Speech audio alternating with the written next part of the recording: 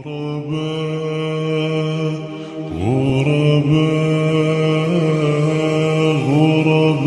سے پہلے یہ کہنا چاہوں گا کہ مولانا عبدالوہاب صاحب محدث ہند رحمۃ اللہ علیہ جیسی عظیم ہستی پر بہتانات لگانے سے پہلے اور بیجا جماعت غربا اہل حدیث کو بدنام کرنے کی کوشش کرنے سے پہلے کم از کم تعصب اور حسد کا پردہ آنکھوں سے اٹھا کر اور ذرا اللہ سے ڈرتے ہوئے پہلے مولانا عبدالوہاب صاحب محدث دہلوی رحمۃ اللہ علیہ کے متعلق اپنے علماء کی کتابوں کا مطالعہ تو کر لیا ہوتا۔ مثلا قاضی مولانا اسلم سیف صاحب، ان کی کتاب مشہور کتاب ہے تحریک اہل حدیث تاریخ کے آئینے میں، اور خالد حنیف صدیقی صاحب کی کتاب تراجم علماء اہل حدیث اور مورخ اہل حدیث جنہیں ذہبی وقت کا لقب ملا ہے، جس میں انہیں انعامات اور خطابات سے بھی نوازا گیا تھا، یعنی مولانا محمد اسحاق بٹی صاحب رحمۃ اللہ علیہ کی کتابیں کاروان سلف اور بر صغیر کے اہل حدیث خدام قرآن، اور ان کی ایک کتاب دبستان حدیث اور چمنستان حدیث اور گلستان حدیث، یہ سب کتابیں مولانا اسحاق بٹی کی ہیں، ان کا مطالعہ ہی کر لیتے۔ اسی طرح مشہور مورخ مولانا ڈاکٹر بہاؤالدین صاحب کی تحریک ختم نبوت جلد 3 میں، اور اسی طرح مولانا محمد مقتدی اثری عمری صاحب کی تذکرۃ المناظرین، مولانا ثناء اللہ امرتسری کا اخبار اہل حدیث امرتسر سے جو نکلتا تھا 26 نومبر 1912 وغیرہ کے رسالے پڑھ لیتے، اور مولانا تنزیل صدیقی صاحب کی اصحاب علم و فضل، مولانا محمد مستقیم سلفی صاحب کی جماعت اہل حدیث کی تصنیفی خدمات، مولانا عبدالرشید صدیقی صاحب کی بر صغیر ہند و پاک کے جید اکابر علماء اہل حدیث علماء کرام سے ملاقاتیں اور روابط، اور اسی طرح فرزانہ لطیف کی مولانا محمد صورتی حالات زندگی اور علمی خدمات وغیرہ، یہ سب کتابوں کا اگر مطالعہ کر لیتے،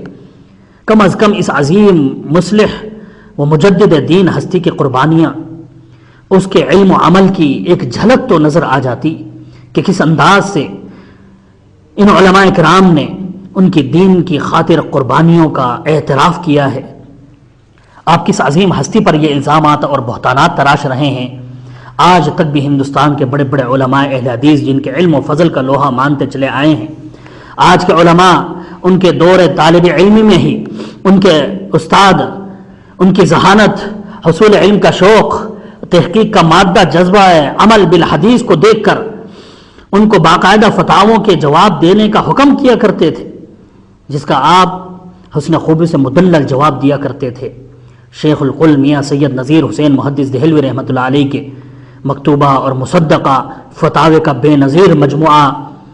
فتاوی نظیریہ 2 جلدوں پر مشتمل، یہ اس کی شاہد ہے۔ دونوں جلدوں میں آپ دیکھیں گے تقریباً ہر اہل حدیث ادارے کی یہ لائبریری کی زینت بنی ہوئی ہے۔ آج بھی ان کے تحریر کردہ فتاوے جن پر میاں سید نذیر حسین محدث دہلوی رحمۃ اللہ علیہ کی تصدیق مہر موجود ہے، آپ دیکھ سکتے ہیں، جن کے آخر میں مولانا عبدالوہاب صاحب نے اپنے دستخط کیے ہوئے ہیں یا مہر لگائی ہوئی ہے۔ جگہ جگہ لکھا ہے حررہ العاجز ابو محمد عبدالوہاب الفنجابی الجھنگوی ثم الملتانی نزیل الدہلی،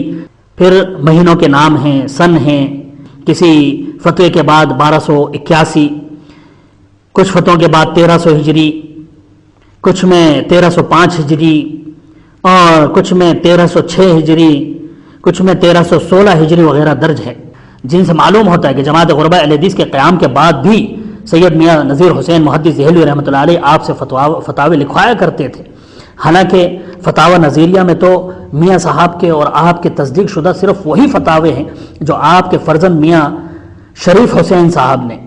سید نذیر حسین محدث دہلوی کے آخر دور میں جمع کر دیے تھے، ورنہ میاں صاحب کے تو ایسے بے شمار فتاوے ہیں جو انہوں نے خاص اپنے شاگردوں سے لکھوائے تھے، جیسا کہ آپ دیکھیں گے مقدمہ فتاوی نظیریہ میں صفحہ نمبر 28 میں، اور الحیات بعد الممات صفحہ نمبر 178 میں 178 میں لکھا ہے۔ فتاوی نظیریہ کے یہ صفحات میں آپ کو دکھا رہا ہوں، ذرا آپ غور کر لیں، خود دیکھ لیں اپنی آنکھوں سے، یہ فتاوی نظیریہ کے صفحات ہیں۔ اگر گنانے اور سنانے لگوں مولانا عبدالوہاب صاحب کے فتاوے تو میں سمجھتا ہوں پورا دن اسی میں